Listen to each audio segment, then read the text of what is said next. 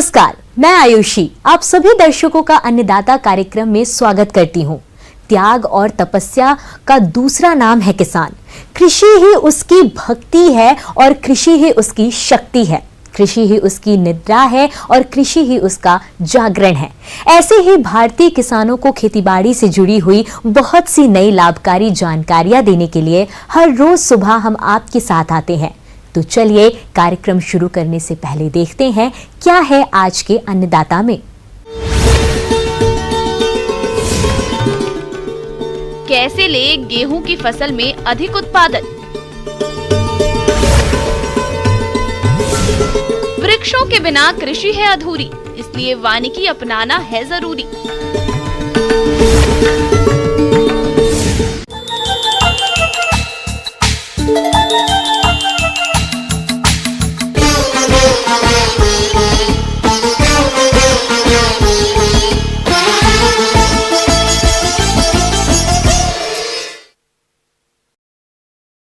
खाद्यान्न फसलों में बहुत से किसान गेहूं की खेती करते हैं, लेकिन बुआई के बाद फसल पर कोई ध्यान नहीं देते हैं, जिसकी वजह से फसल कमजोर हो जाती है और उत्पादन में कमी आ जाती है। इसलिए आप गेहूं की फसल में कौन कौन से कार्यों को करें, इसकी जानकारी दे रहे हैं कृषि वैज्ञानिक डॉक्टर AP राकेश।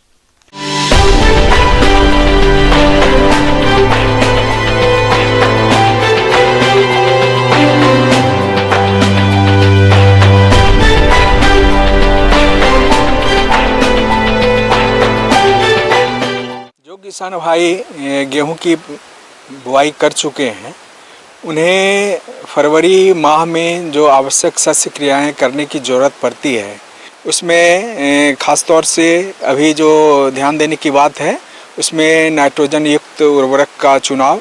और जो किसान भाई आरंभ में बुआई के समय जो नाइट्रोजन युक्त उर्वरक देते हैं उसका 1/3 नाइट्रोजन बचता है और उसको यानी जो शेष नाइट्रोजन बचता है उसको 2 बराबर भाग में बांट करके एक प्रथम सिंचाई के बाद और एक द्वितीय सिंचाई के बाद उसका यूरिया के रूप में उपनिवेशन करें। और यदि अथवा जो बाज़ार में उपलब्ध है जो जल घुलनशील उर्वरक है उसका भी चुनाव कर सकते हैं। उसका जो 5 ग्राम प्रति लीटर के हिसाब से अथवा आजकल जो नैनो फर्टिलाइज़र के रूप में भी जो है नाइट्रोजन युक्त नैनो यूरिया वगैरह उपलब्ध है, उसका भी आप चुनाव कर सकते हैं। गेहूं की फसल में सिंचाई मिट्टी के प्रकार तथा फसल की जलमांग के अनुसार ही करना चाहिए। यदि आप सही समय पर फसल में सिंचाई नहीं करेंगे तो गेहूं की फसल कमजोर हो जाएगी और आपको गेहूं का कम उत्पादन प्राप्त होगा। इसलिए फसल की क्रांतिक अवस्था को ध्यान में रखते हुए सिंचाई करें। जहाँ तक सिंचाई प्रबंधन की बात है, जल प्रबंधन की बात है, उसमें हमें यह ध्यान देने की जरूरत है जो प्रथम सिंचाई है वह शीर्ष जड़ निकलने की अवस्था में की जाती है, तो वह 21 दिन की अवस्था होती है बुआई के। और जो दूसरी अवस्था होती है वह जो गाभा निकलने की अवस्था होती है उसको 80 से 85 दिन की अवस्था में उसकी सिंचाई करते हैं। तो जो किसान भाई 2 सिंचाई करते हैं वो एक 21 दिन की अवस्था में और जो द्वितीय सिंचाई 85 दिन की अवस्था में करें। अगर मिट्टी के अनुसार अगर 3 सिंचाई की ज़रूरत पड़ती है तो एक 21 दिन की अवस्था में और दूसरी 65 दिनों की अवस्था में और तीसरी 105 दिन की अवस्था जो मिल्किंग स्टेज होता है दूध अवस्था उसमें करें। इसी तरह अगर 4 सिंचाई की जिन क्षेत्रों में ज़रूरत पड़ती है उसमें एक 21 दिन की अवस्था में, दूसरी 65 दिन की अवस्था में, तीसरी 85 दिन की अवस्था में और चौथी जो मिल्किंग स्टेज आता है 105 दिन की अवस्था में करें। इस प्रकार किसान भाई उचित जल प्रबंधन करके अच्छी पैदावार ले सकते हैं। पुनः बात उठती है खरपतवार नियंत्रण की, चूँकि खरपतवार जो वेजिटेटिव स्टेज होता है उसमें खरपतवार क्रॉप के साथ फसल के साथ कंपटीशन करता है जिससे कि पैदावार में कमी होती है। तो ऐसी स्थिति में खरपतवार नियंत्रण के लिए अगर निकौनी कर सकते हैं किसान भाई तो निकौनी करें, अथवा जो कोनो वीडर अगर पंक्ति में बुआई किए हैं तो उसके लिए जो है कोनो वीडर जो हस्तचालित यंत्र है उससे खरपतवार का नियंत्रण कर सकते हैं। यदि मजदूरों की समस्या हो और फसल में चौड़ी व संकरी पत्ती वाले दोनों खरपतवार उग रहे हों तो खड़ी फसल में मेटसल्फ्यूरान दवा 4 ग्राम सक्रिय तत्व को 800 लीटर पानी में घोलकर प्रति हेक्टेयर छिड़काव करना चाहिए, जिससे इन खरपतवारों का नियंत्रण हो जाता है। जो रासायनिक दवा है जो अपेक्षाकृत सस्ता पड़ता है, कहीं कहीं पर कॉम्प्लेक्स वीड आता है, दोनों तरह का है, सक्रिय पत्ती और चौधरी पत्ती के भी का उसका आक्रमण होता है। तो ऐसी स्थिति में जो मिश्रित दवा जैसे कि सल्फोसल्फिरॉन और मेटसल्फिरॉन युक्त दवा, इसका किसान भाई चुनाव कर सकते हैं। जहाँ तक पौधा संरक्षण की बात है तो पौधा संरक्षण में किसान भाइयों को ध्यान देना चाहिए कि लाही का जहाँ पर प्रकोप अगर हो जाए तो किसान भाई उस समय सिस्टेमिक इंसेक्टिसाइड का प्रयोग करें। इसके अतिरिक्त दीमक का आक्रमण है। गेहूं की फसल में दीमक नामक कीट का प्रकोप होता है, जो कि गेहूं के पौधों की जड़ तथा तनों को काटकर नुकसान पहुंचाते हैं, जिसके कारण फसल सूखने लगती है। तो किसान भाई क्लोरोपाइरीफॉस का प्रयोग करें। और इसके अतिरिक्त कुछ रोग जो इसमें गेहूं की फसल को प्रभावित करता है, उसमें पत्र झुलसा रोग है।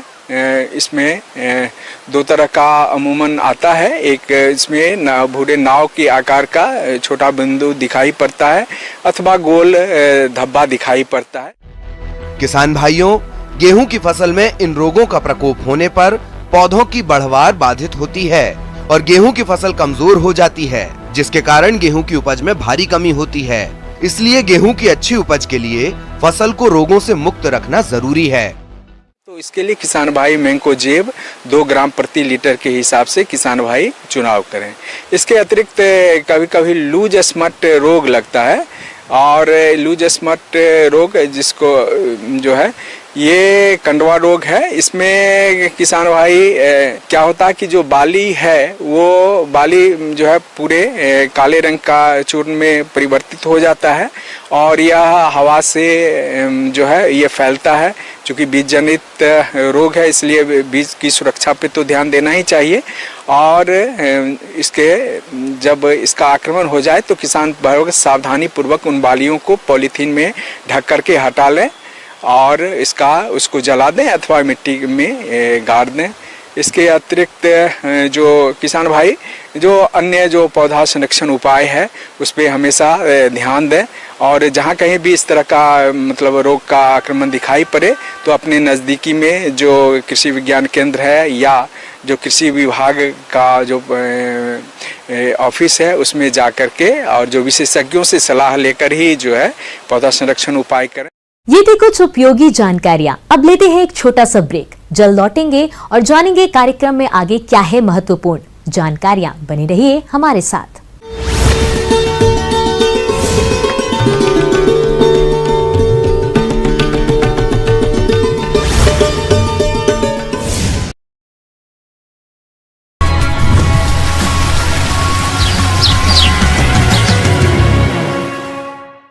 ब्रेक के बाद आप सभी दर्शकों का स्वागत है। चलिए अब रुख करते हैं अगली कड़ी की। कृषि शब्द तभी पूरा होता है जब खेती के साथ साथ पशुपालन, वानिकी और अन्य खेती से जुड़े व्यवसाय किए जाते हैं। अगर हम वानिकी की बात करें तो इसका कृषि में अधिक योगदान रहता है। तो आइए आज कृषि वानिकी पर विस्तार से जानते हैं डॉक्टर DR भारद्वाज से।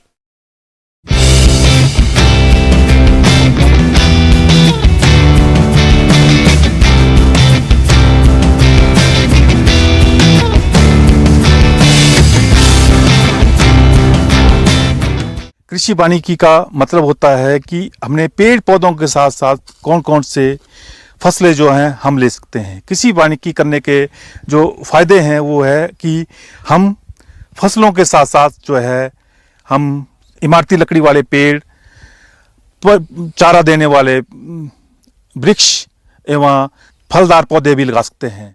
कृषि बागवानी के बिना फसलों से अच्छी उपज नहीं ले सकते हैं। वानिकी वृक्षों से ईंधन, चारा, फलियां, इमारती लकड़ी, रेशा, गोंद और खाद मिलती है। गर्मी के दिनों में वानिकी वृक्षों से उचित जलवायु और गर्मी से राहत मिलती है। वायु और जल से होने वाले मिट्टी के क्षरण को वानिकी वृक्ष रोकते हैं। कृषि और पशुपालन आधारित कुटीर उद्योगों को बढ़ावा मिलता है, रोजगार बढ़ते हैं। वानिकी में जोखिम कम है, सूखा पड़ने पर भी इन पर अधिक असर नहीं पड़ता है। कई ऐसे वानिक वृक्ष हैं जिन्हें खराब भूमियों पर भी आसानी से उगाया जा सकता है और वानिकी वृक्षों से ग्रामीण लोगों के रहन सहन और खान पान में भी सुधार होता है। इनको लगाने से फायदा होता है कि हम जो है एक ही जमीन से उसी जमीन पे जो है हम सब चीजें ले सकते हैं। तो इससे जो है किसान भाई हर एक तरह की अपनी फसलों से भी इनकम लेंगे, पेड़ पौधों से इमारती लकड़ी की जो आवश्यकता है उसको पूरी करते हैं, पशुओं के लिए चारा भी कृषि वानिकी से ले सकते हैं। कृषि वानिकी में हम जो फलदार पौधों के साथ जो है पद्धति है उसको बोलते हैं हम एग्री हॉर्टिकल्चर्स।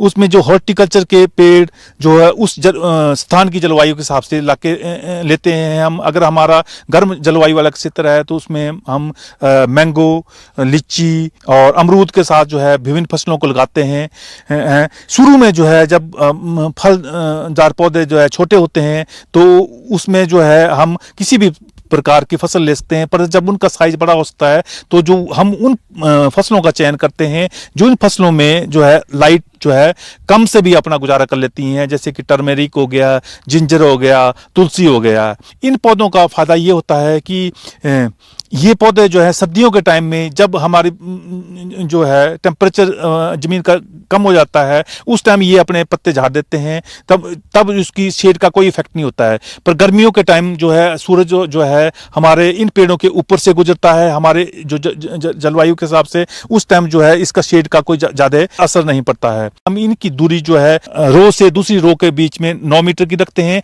पौधे की दूरी जो है 4 मीटर की होती है। इस स्पेसिंग के द्वारा हम जो है बहुत आसानी से अपनी फसलें भी उगा सकते हैं कि फल आधारित कृषि वानिकी पद्धति फोडर और या चारे के लिए आधारित कृषि वानिकी पद्धति है, जिसमें कि हमने यहाँ पर जो है सहतूत के साथ अलग अलग तरह की फसलें उगा रहे हैं। इसी तरह हमारे पास जो है ब्यूल है, ब्यूल के साथ भी हम अलग अलग फसलें ले रहे हैं। इसके अलावा हमने इमारती लकड़ी के जैसे कि मिलिया कंपोजिटा एक ऐसी प्रजाति है जो बहुत तेजी से बढ़ने वाली है, जिसके कि हम प्लाई वुड इंडस्ट्रीज में या टिम्बर इंडस्ट्रीज में भी इस्तेमाल किया जा रहा है। उसमें भी हमने अलग अलग फसलों को उसके जो है टेस्ट कर रहे हैं। इसके अलावा हमने बांस आधारित कृषि वानिकी पद्धति को भी हमने यहाँ पे स्थापित किया हुआ है। बांस के साथ जो है हम जैसे कि जिंजर है, वो टर्मेरिक है, तुलसी है, इन फसलों को बिना किसी फसल उत्पादन में कमी के बिना भी हासिल कर सकते हैं। हमने ये भी देखा गया है कि इस जगह में अगर बांस के साथ हम जिंजर वगैरह अदरक लगाते हैं तो उससे ये फायदा है कि जिंजर की प्रोडक्शन जो है कम होने के बजाय बढ़ जाता है। इसी तरह तुलसी को भी हम कृषि वानिकी पद्धति द्वारा उगाते हैं तो भी जो है प्रोडक्शन जो है बढ़ जाती है।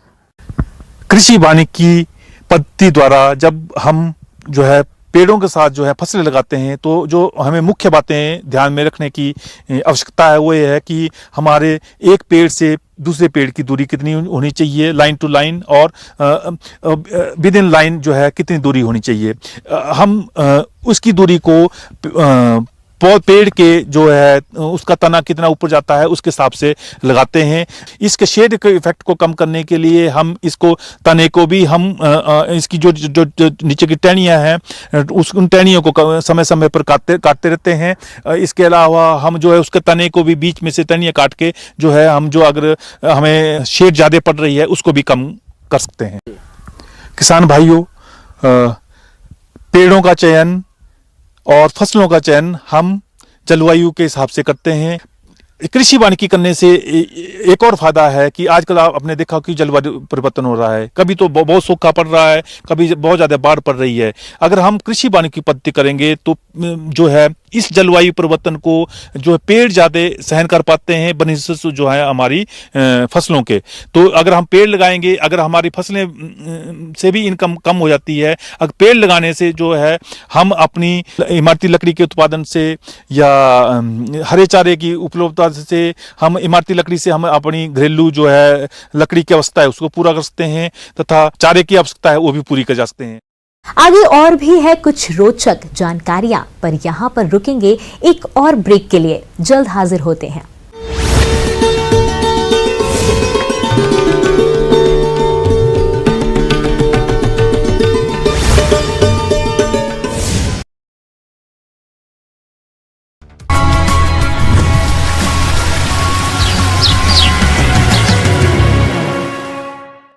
ब्रेक के बाद एक बार फिर से आप सभी दर्शकों का अन्नदाता कार्यक्रम में स्वागत है। बढ़ते हैं अगली प्रस्तुति की ओर।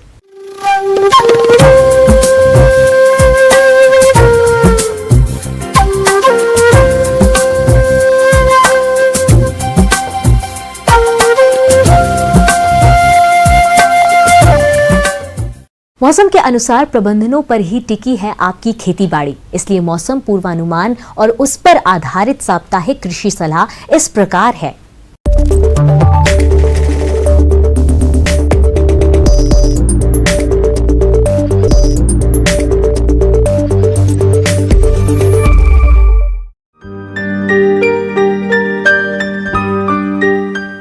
कोरोना के गंभीर फैलाव को देखते हुए किसान भाई सरकार की सलाह का सख्ती से पालन करें और स्वयं की उचित देखभाल, व्यक्तिगत स्वच्छता, मास्क का उपयोग, साबुन से उचित अंतराल पर हाथ धोने तथा एक दूसरे से सामाजिक दूरी बनाए रखने पर विशेष ध्यान दें।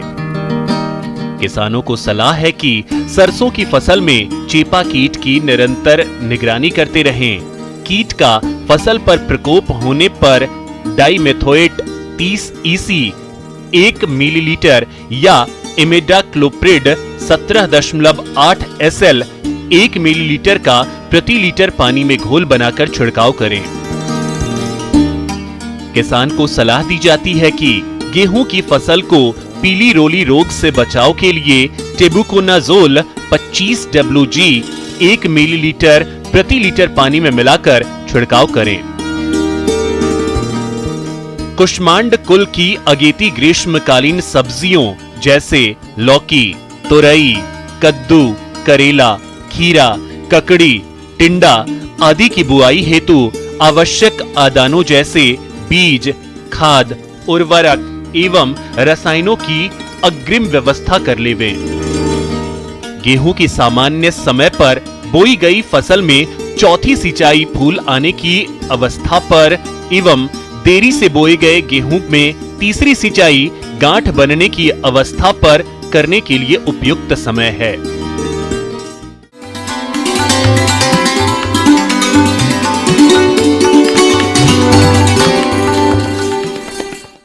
अन्नदाता हेल्पलाइन निशुल्क फोन संपर्क सेवा के माध्यम से आपकी द्वारा पूछी गई समस्याओं में से एक या दो महत्वपूर्ण समस्याओं को हम अपने कार्यक्रम में शामिल करते हैं। इसी के तहत आज की चयनित समस्या और उसका जवाब इस प्रकार है। अन्नदाता निशुल्क फोन संपर्क सेवा के माध्यम से पूछे गए प्रश्नों में से आज हमने जिस प्रश्न को कार्यक्रम में शामिल किया है उसे पूछा है ग्राम अलुदा, जिला दौसा के कृषक महेश कुमार ने। आप गर्भित दुधारू पशुओं की देखरेख और प्रबंधन के बारे में जानकारी चाहते हैं तो महेश कुमार जी आपकी जानकारी के लिए प्रस्तुत है कार्यक्रम का ये अंश।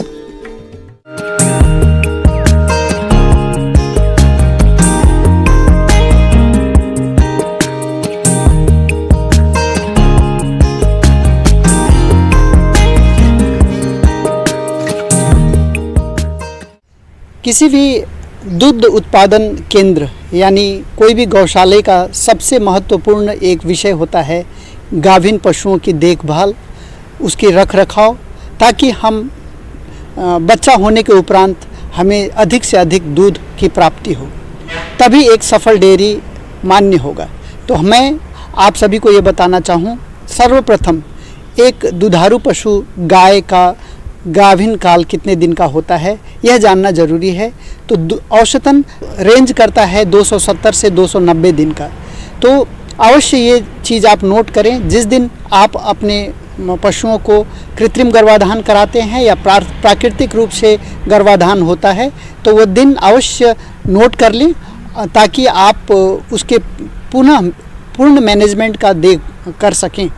अब आपकी बात आती है कि जब गाय पहली बार गाभिन हो रही है तो उसको आहार व्यवस्था में अतिरिक्त रूप से चारे और दाने की आवश्यकता होती है, क्योंकि जो बाछी है अभी पूर्ण रूप से विकसित नहीं होती है तो उसके शारीरिक विकास की भी आवश्यकता होती है। अतः आप जो पहली बार जो बाछी गाभिन हुई है उसके आहार प्रबंधन पे भी आप ध्यान देंगे। ठंड के मौसम में पशुओं के संतुलित आहार का समुचित प्रबंधन करना चाहिए, क्योंकि पशुओं को संतुलित आहार नहीं मिलने पर पशु कमजोर हो जाते हैं और उन्हें ठंड लगने की संभावना बढ़ जाती है। इसलिए दुधारू पशुओं को प्रोटीन युक्त संतुलित आहार देना चाहिए, जिसको आप अपने स्तर पर बनाकर पशुओं को खिला सकते हैं। अब ध्यान देने की बात यह है कि आपको आहार प्रबंधन पे ध्यान देना है। जो एडवांस प्रेगनेंसी बोलते हैं, जिसको आखिरी तिमाही, जब आखिरी 3 महीने का वक्त बचा हुआ हो तो उसे अतिरिक्त रूप से आहार प्रबंधन की विशेष ध्यान देनी होगी।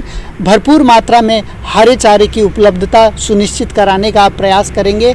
अगर हरे चारे की किसी रूप से कमी हो तो उस अवस्था में विटामिन ए, विटामिन ई का खुराक भी आप अवश्य करवाएंगे। और प्रसव उपरांत एक बार फिर से विटामिन ई का आप खुराक देते हैं तो देखा जाता है कि थनैला और फूल न गिरना, यानी प्लेसेंटा न समय से गिरना, ये दोनों समस्याओं पर भी आप काफ़ी कंट्रोल पा सकते हैं। पशुशाला की नियमित साफ सफाई नहीं करने पर पशुओं के गोबर और मूत्र के कारण गंदगी फैल जाती है, जिसमें कई हानिकारक फफूंद और जीवाणु पनपने लगते हैं, जिनके संपर्क में आने पर पशु घातक रोगों की चपेट में आ जाते हैं। इसलिए पशुशाला की नियमित साफ सफाई कर चूना या राख का भुरकाव करना चाहिए, जिससे पशुशाला में नमी कम रहेगी। साथ ही सप्ताह में एक बार लाल दवा से पशुशाला की सफाई करें। और खास करके प्रसव से पहले जो प्रसव गृह है, उस गृह में साफ सुथरा और पोटाशियम परमैंगनेट और फिनाइल वगैरह से साफ सफाई कर लें उस बेड़े का। और बिछावन डाल दें, प्रसव से पहले आप बिछावन ज़रूर डालें ताकि प्रसव के दौरान किसी तरह की चोटिल न हो आपकी गाय।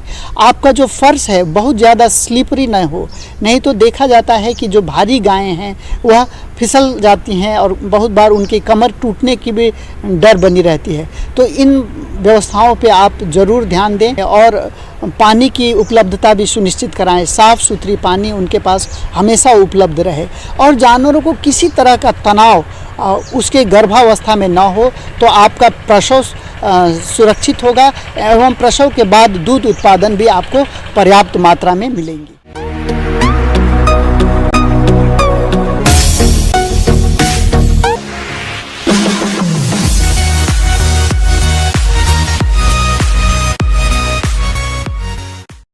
राज्य की विभिन्न मंडियों में कृषि उत्पादों के चढ़ते उतरते बाजार भाव की संक्षिप्त जानकारी इस प्रकार है।